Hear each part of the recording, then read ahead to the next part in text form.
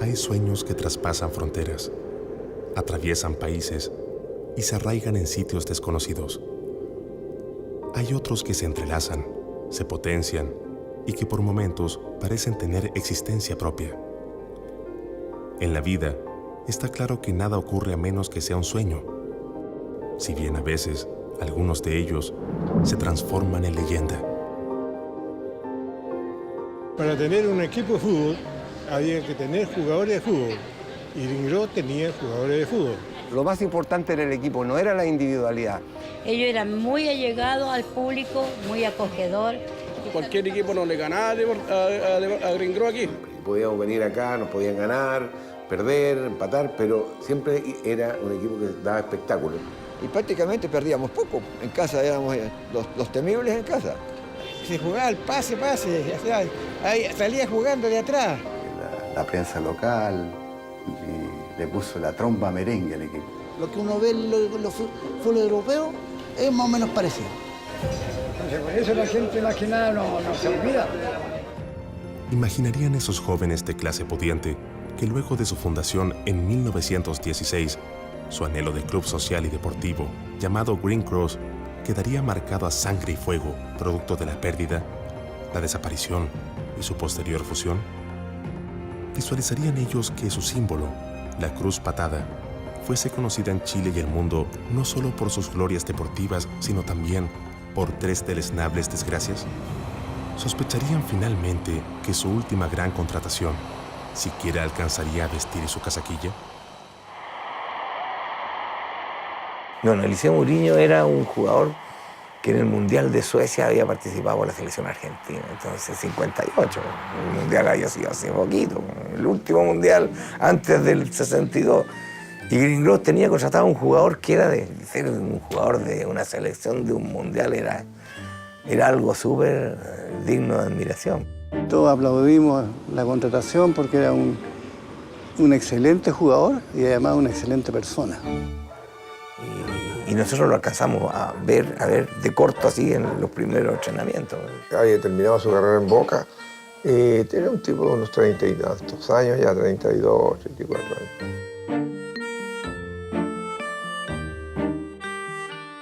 Y una calidad extraordinaria. Estábamos jugando a Copa Chile y entonces nos tocaba ir a Osorno. Se resolvió, no sé por qué motivo, de que él viajara, si él no tenía para qué haber viajado, si era recién contratado. Pero él parece que hablando con Arnoldo Vázquez, Arnoldo Vázquez le dice, ya, yo voy a hacer que los dirigentes vean y la factibilidad que tú también viajes, porque te vayas integrando al plantel. No estaba inscrito, sí fue a pasear, ¿no? Y así se dio el viaje de Eliseo Muriño.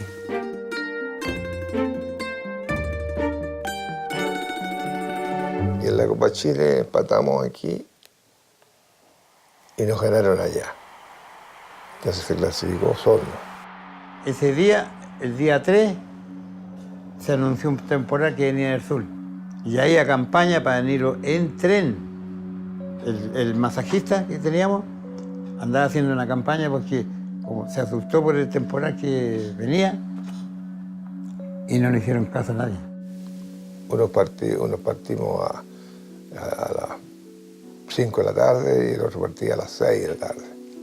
Y esa fue una elección que la decidió el entrenador, porque había problemas con la vuelta por el problema de Semana Santa. Por esa razón se dividió la delegación en 12 aviones. Además que eran aviones de DC-3 nomás, porque eran para 20 y tantos pasajeros. Entonces le dijo yo al Arnoldo que ya, ustedes andan todo el tiempo arreglándose ustedes de los bigotes, cuestiones. Pero bueno, me dijo, si querés te vayas en el oso. No, déjeme ahí con los torrantes, nomás le dije.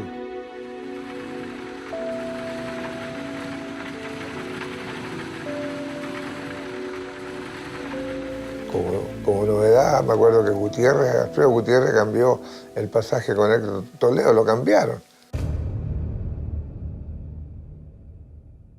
Estábamos por viajar y se acerca a mí y me dice, oye, ¿por qué no me cambias de avión? Porque yo conozco más gente en el otro lado y tú eres antiguo, los conoces a todos. Y yo le dije, bueno, ya pues cambiemos. Y yo dije el nombre de él al subir al avión. Y él dijo el mío.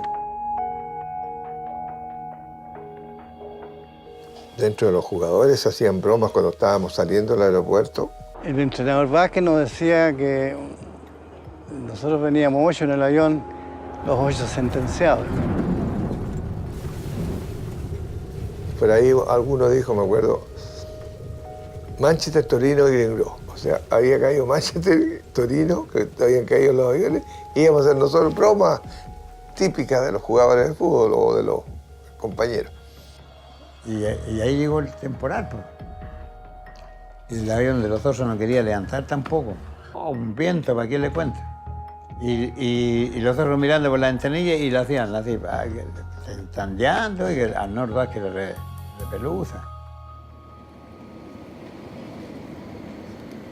La vuelta fue terrible porque la vuelta nosotros nos vinimos y había tramos que se cortaban las luces, quedábamos oscuros arriba. Se movía tanto el avión que se cortaban las luces. Y veníamos así, nosotros, ¿a qué le cuento? Con los cinturones puestos casi todo el viaje. Y que venía fuerte el temporal. Y más encima bajamos en Pucón, después en Temuco. Hicimos escala a los osos. Y volvimos hacia Concepción. Volvimos a bajar y ahí nos dimos cuenta que nosotros éramos el avión que habíamos salido 1 hora antes. Llegábamos después que el que pasó, porque ahí en Concepción nos pasó el avión a nosotros. Yo venía con Víctor Maturana al lado y vimos ese incendio. Y yo, por la ventanilla, porque cuando veníamos nosotros con los cinturones puestos, mira el incendio, qué weá, chucho, debe ser un fundo, le dije yo. De un fundo que debe estar quemándose. Y cuando llegamos acá a Santiago, preguntamos por el avión porque lo habíamos visto que había pasado. Y nos dicen, no, 20 minutos más, está aquí. Esperando ahí como 2 horas. Y hay un ñato de Lanchile, parece que. Y lo dice, no, ese avión ya cayó, ya casi le pegamos. Porque el chiste no era nada de lo bueno. Llegué a mi casa y el otro día cuando llegué a mi trabajo, yo trabajaba en el diario La Nación, ahí me mostraban el diario y dice, desapareció avión de Green Grove, no hay sobrevivientes. Bueno, en la mañana me levanté tranquilo con mi señora.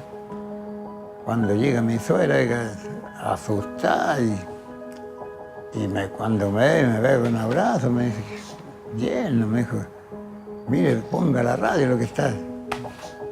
Justo está la novedad.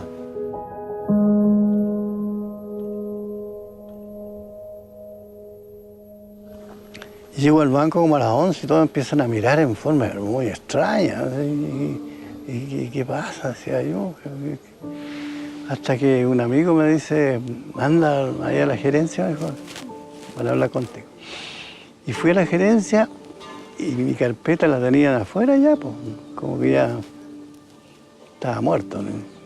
Así que yo en las listas de las oficiales, yo figuraba muerto en todos lados. Ante los 10 días ya se tiene el lugar exacto donde estarían los restos del avión. Y se habla del Cerro Lástima en Linares.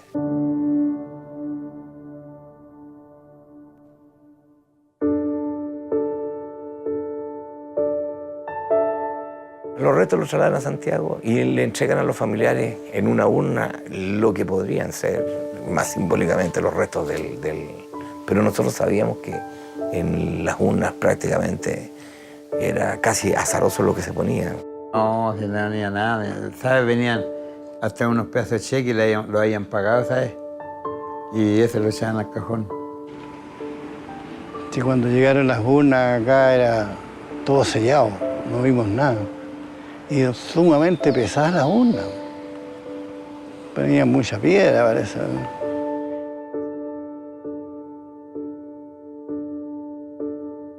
Yo hablé con la señora de Murillo. Vino acá una mujer muy poco argentina, muy humilde en su forma de ser, no llegó altanera, no hacía nada que su marido ganaba tanta plata allá, que ella quedaba viuda, no había las cosas que hay hoy día. Y ¿cómo le podíamos pagar? Le dijimos el entierro. Sí, los funerales esos fueron funerales muy bonitos. Salimos todos ahí de la asociación de fútbol a la catedral. A lo lleno, toda la alameda lleno. Nosotros llevamos la urna. Cada uno tomó una. Yo creo que eso también marcó una costumbre que después se fue generalizando, porque el pasar por la pérgola de las flores, en que los pétalos de flores, a todos las urnas, fue algo muy emocionante. Fue impactante. Es como si se hubiera muerto un ser, pero más íntimo de la familia. Me golpeó porque eran amigos de muchos años.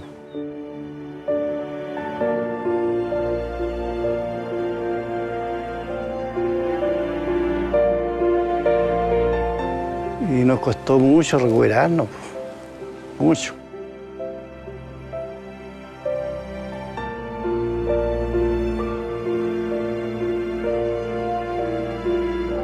Bueno, el día 3, el día preciso que todos los años, que aquí con mi señora conversamos, le digo, mira, esta es la edad que está el tiempo que habría estado muerto.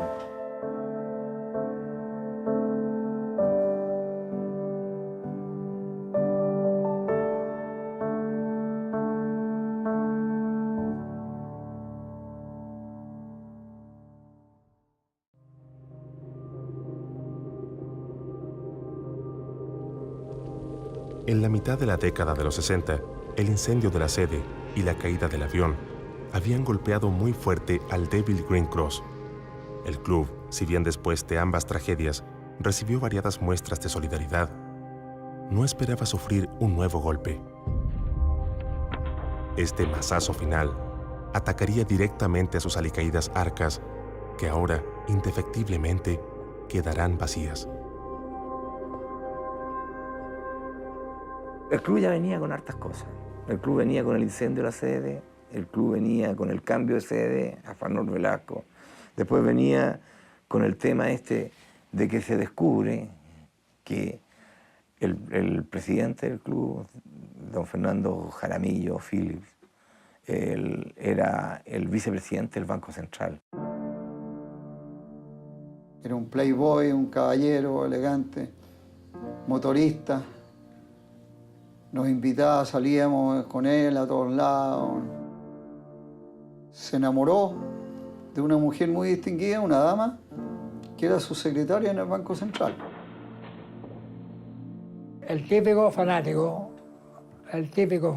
que vende a la señora y a la mamá y todo a cambio de mejorar el club. Es que todos los otros dirigentes, los ricachones, eran amarrados, no aportaban nada, y él comenzó porque le gustaba tanto el club. Nos quería harto a nosotros. Y él prácticamente pagaba muchas cosas jugadores que se compraban, yo creo que salía de por ahí. Estaba a cargo de las cajas del Banco Central, con un puesto salvajemente importante. Y como vicepresidente del Banco Central tenía la función de quemar los billetes que salían fuera de circulación.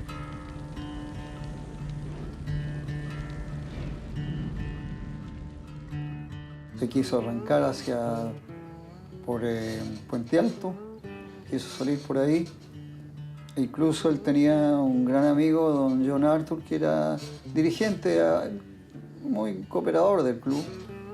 Y él le pidió que lo llevara, don John no se atrevió, no sé. Entonces contrataron unos arrieros para que los llevara a él y a su prometida.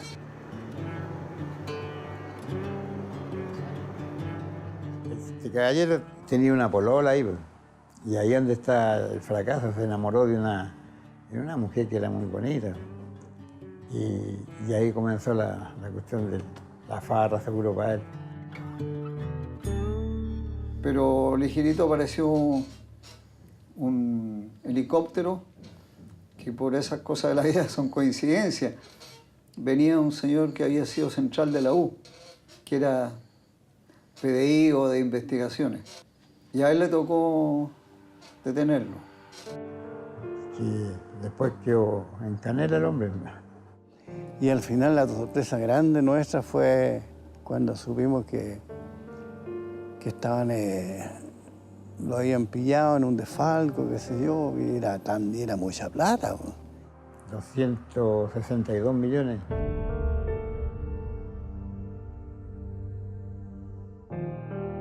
Quería el Green, ¿no? Quería el Green. Era el presidente del Green y quería todo hacía todo por el club. Y a Green Gross, a raíz de eso, le embargaron por esa misma cantidad, que era una fortuna en la época, casi todas las pertenencias que tenía. O sea, Green Gross quedó con 0 caja. El club se fue apagando. Se fue apagando porque los viejos se dieron cuenta que no tenían respaldo de juventud. Entonces íbamos a las reuniones, llegaban 8, 10, pero gente joven no llegaba, nadie, ni los propios amigos míos. Fue el final, a la larga fue el final. Mientras en Santiago una luz se apagaba, el anhelo del fútbol profesional brillaba fuertemente en el sur del país. Deportes Temuco, fundado a fines de la década de los 50, quería ser visto y reconocido a nivel nacional. Para ello, con grandes obras, con grandes proyectos y también reconocidas ambiciones, lograron el objetivo.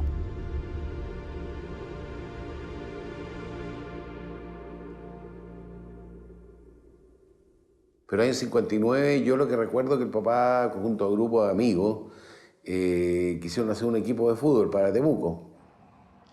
Yo conocí a Deportes Temuco cuando estaba en el Regional de Concepción. Sí, jugaban en Concepción, en toda la Concepción, Tomé, Penco, todas.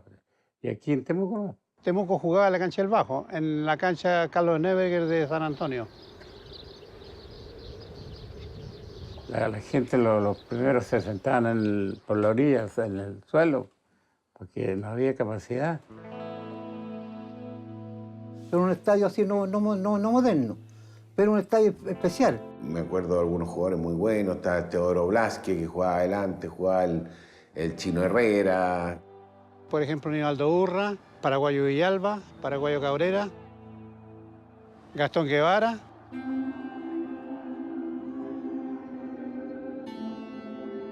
Se conformó un buen equipo, fíjate, un buen equipo, se compitió. En el año 61 salió campeón Deportes Temuco del Regional de Concepción, así se llamaba. Y ahí salieron campeones y fue una gran fiesta. En Lota ganaron el último partido y fue una gran fiesta y de ahí ya empezó a tirar para arriba Deportes Temuco. Pensaron en la segunda división, entraron en la segunda división y el papá fue candidato a alcalde por primera vez en el año 63. Y ahí prometió un estadio para Temuco.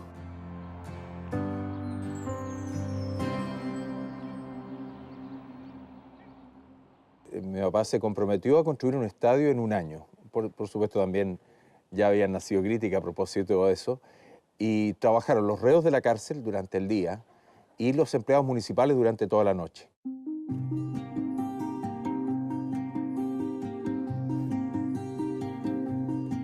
Y la mamá de don Germán, la señora Augusta, a las 10 de la mañana llegaba ya en la camioneta con leche y panes que le llevaba a los reos.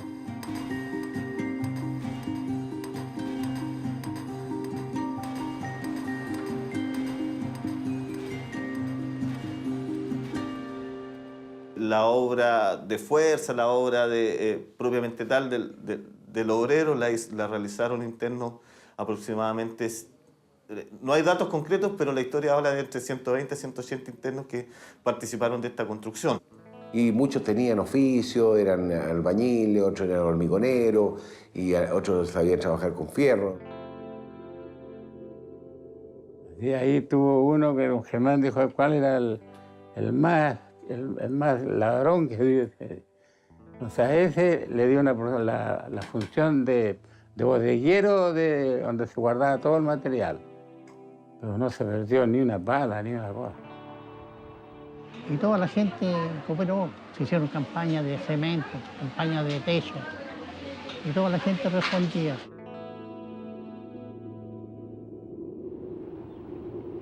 Y el estadio entonces se inaugura en marzo del 65 con una vuelta olímpica y un homenaje a mi papá realmente espectacular. En un clima de fiesta, con la presencia del ministro de Minería Eduardo Simián, el alcalde Germán Becker inauguró el magnífico estadio que Temuco entrega a la práctica del deporte.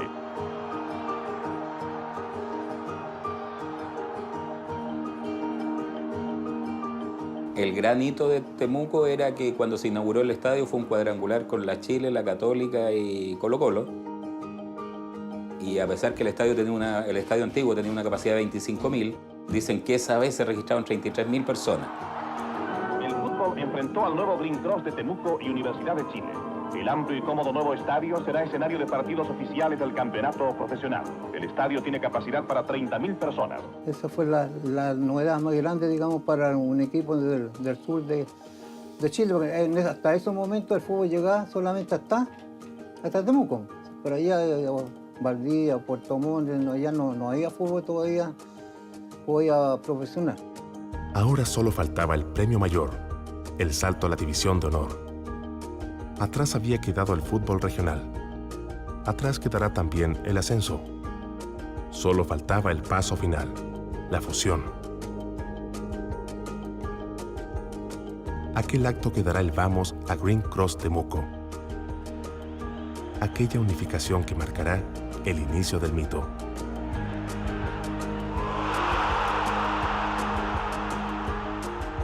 Después de que quedó muy alicaído Green Cross, la verdad que mi papá era amigo de don Guillermo Ferrer, que era en ese entonces presidente de Green Cross en Santiago.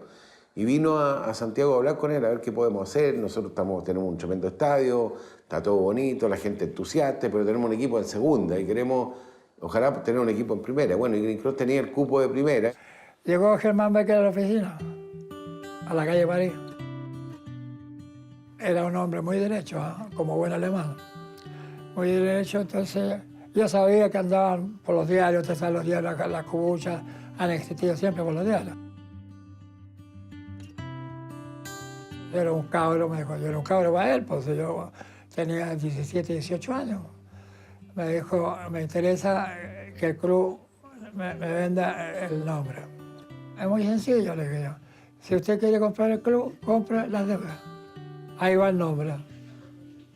Y así fue. Se funcionaron, en fin, y ahí llegamos a ser nosotros entonces Grengro de Temuco. Con el equipo de Santiago, el equipo de acá, se juntaron los dos y subió automáticamente, sin haber ganado campeonato de Temuco, subió a la primera.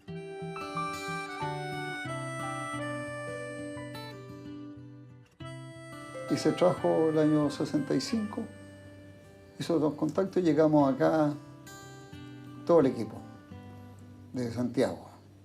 Gracias a eso la ciudad entró al fútbol profesional, entró a primera división y se instaló esa marca que se identifica hasta el día de hoy con Temuco. O sea, yo si voy a Santiago me dicen, ¿y cómo anda el Green?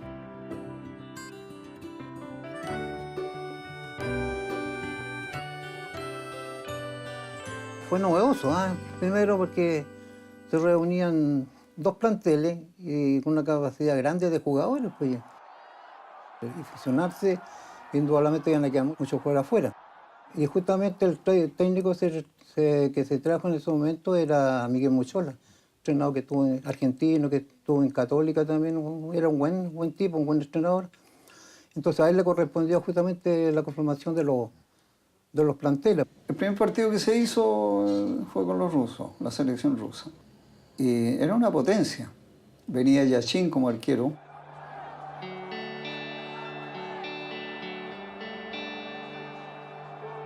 La Unión Soviética hizo una gira por Sudamérica, jugó en toda Sudamérica, ganó todos los partidos. Ganó en Argentina, en Uruguay, en Brasil. Russia on the ball. La Unión Soviética le ganó a la selección chilena en Santiago. Después jugó con un combinado Concepción. También le ganó el combinado Concepción.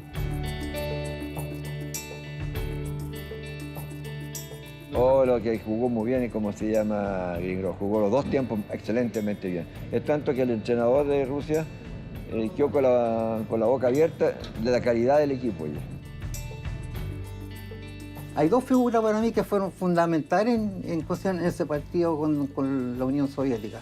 En primer lugar, el arquero, Pancho Fernández.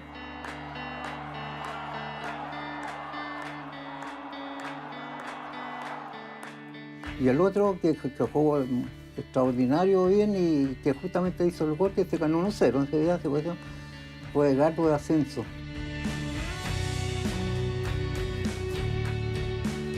Prácticamente fue un dominio completo de los dos tiempos. Y se quedaron sorprendidos de lo bueno que era de Gringro. Y por eso que Temuco lo quería mucho. Terminó el partido, abrazos para allá, abrazos para acá. Yachín se abrazó con Pancho Fernández, que era el arquero, y le regaló sus guantes. Y bueno, toda la gente demasiado feliz, nos creíamos el rey del mundo. Temuco se conoció a nivel mundial, pues esto no salió solamente para la prensa de Santiago, la prensa de Temuco, sino salió para Argentina, salieron para varios, porque la novedad fue que la selección Rusia, el único partido que perdió en Sudamérica, y hacía justamente con un equipo y no con una selección, con un cuadro que se llamaba Gringro de Temuco. Bonito, pues.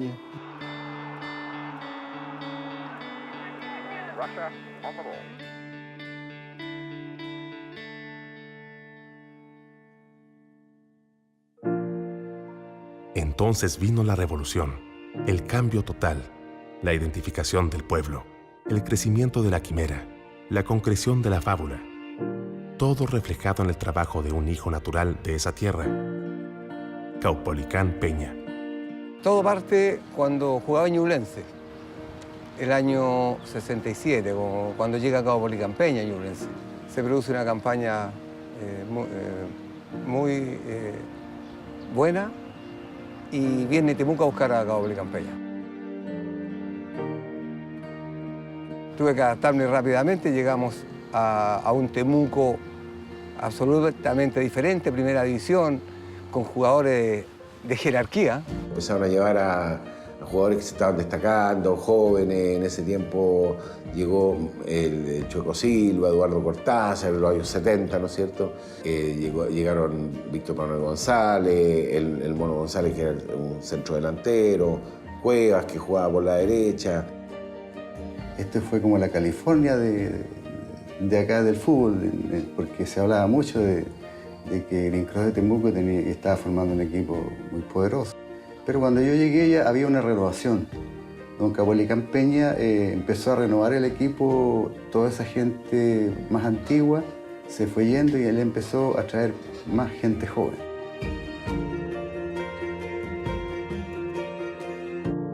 Y ahí partimos bastante bien. Cambió un estilo el equipo de jugar porque yo entrenaba en la lluvia y porque me había criado en la lluvia.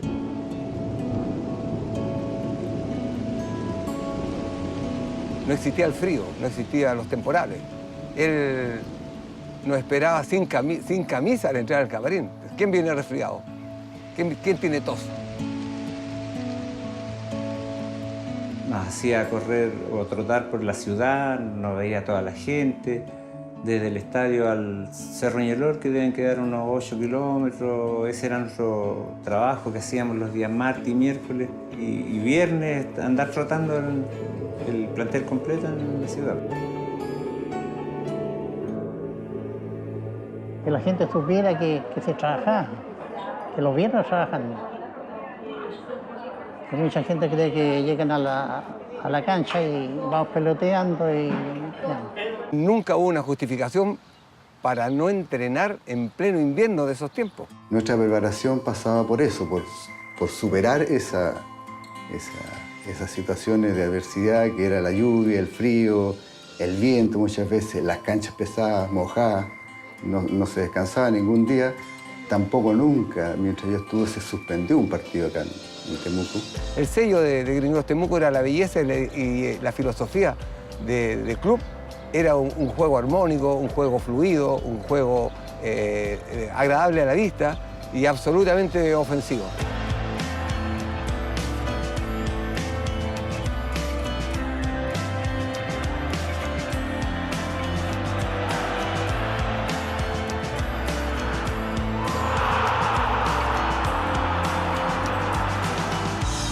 Fútbol directo, ¿cómo decíamos antes? Fácil de tener un puntero derecho como Juan Catafao. Era un equipo que entrenaba en el barro, jugábamos en el barro, teníamos que sacar partido de esa opción. Una cancha muy hermosa, una cancha muy pesada que a los rivales les costaba pararse. Eso creó como una moral de combate. Hubo una cultura para jugar después del local y hacerlo como un equipo que combatía con esos factores. Pero el equipo, si bien era admirado, también era diferente con su público, ya que no solo ofrendaba triunfos, entrega y buen fútbol, sino además otorgaba a sus fieles una muestra de cortesía en la usanza oriental. Luego, don Caupolicán nos enseñó un saludo al público como de respeto, respetando a quienes confiaban en nosotros que nos venían a ver. Me gustó mucho a mí algo que hacía Santos de Brasil, que no levantaba los brazos cuando salían a la cancha, como pidiendo que llegamos nosotros con ostentacidad, aplaudan. Entonces Santos de Brasil con Pelé se ponía las manos atrás y hacía un saludo al público. Fue un saludo muy bonito, que llamó la atención. Por el túnel se salía cantando. Era una forma de entrar en calorcito, aparte del calentamiento. Este equipo blanco Temuco es el blasón que despierta el alma de las razas del Ñelor Club de Deporte de la Victoria. El éxito llegó y el nuevo estadio de Temuco también fue sobrepasado por las masas. Nadie quería perderle pisada al último equipo profesional del sur de Chile, a la denominada Tromba Merengue, al cuadro capaz de botar a los gigantes de Santiago y de atraer a los hinchas desde los rincones más recónditos del país. Luego del 68, una buena campaña, se conforma el plantel para el 69 con una gira al norte, en ese tiempo en minibús para 30 personas. Anduvimos un mes de Ovalle recorriendo pueblo por pueblo. Peña sembró ahí también la solidez para el año 69. Un equipo ya con un año de experiencia, clasificando y llegando a liguilla. Arrancamos re mal, porque partimos perdiendo.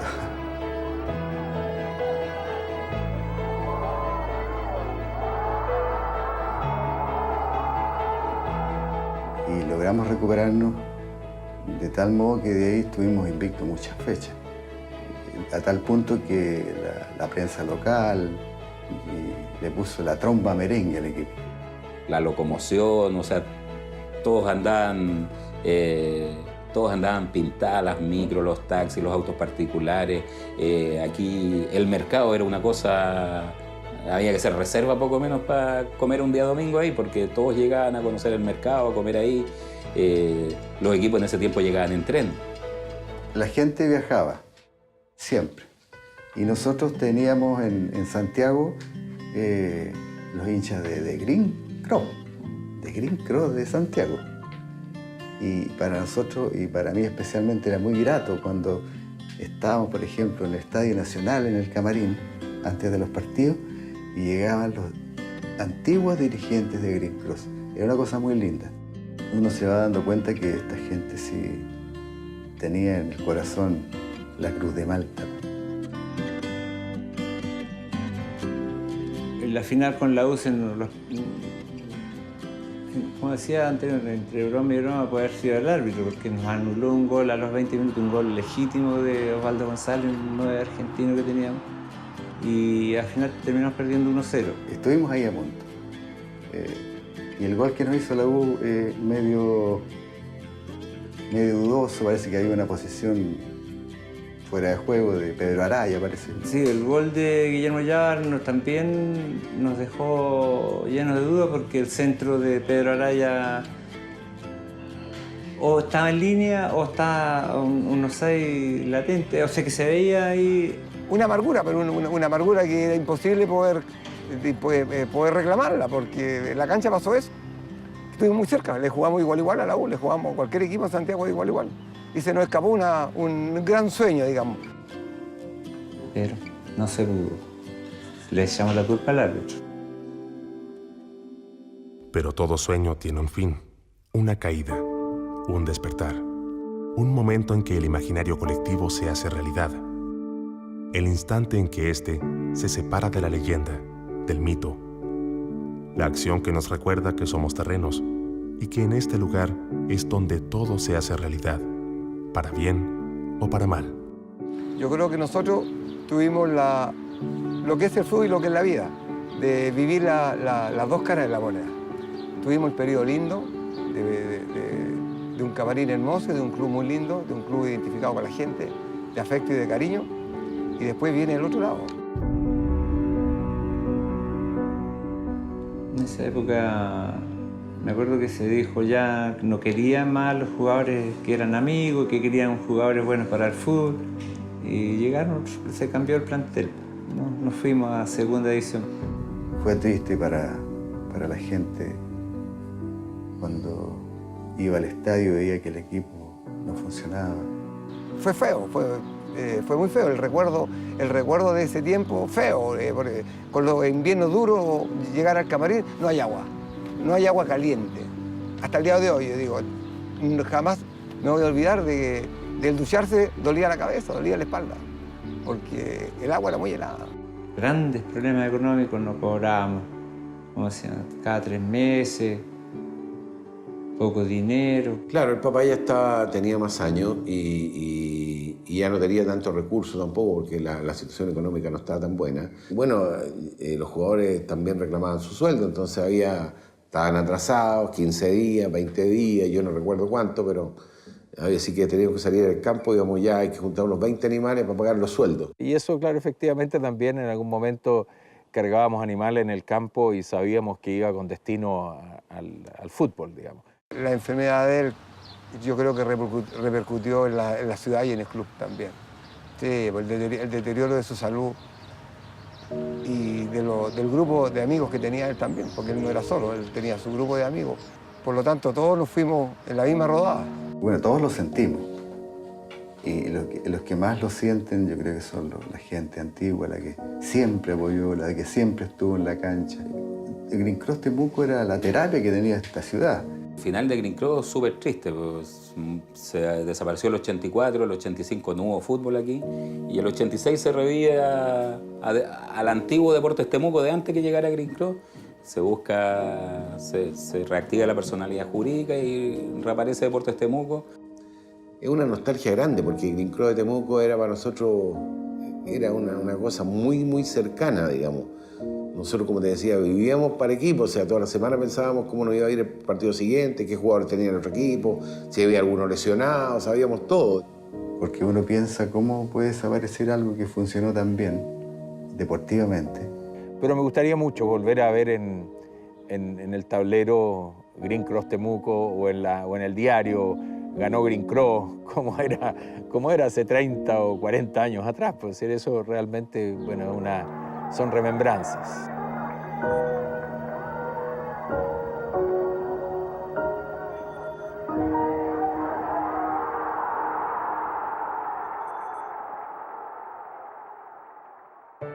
En 1984, y luego de descender, Green Cross Temuco se fue a un receso sin retorno, ya que en 1986 volvió a la competencia del ascenso con su denominación de origen, Club de Deportes Temuco. Hoy, el cuadro albiverde debe asumir esta leyenda como propia, tratando de emular sus logros y llevando nuevas alegrías a sus seguidores.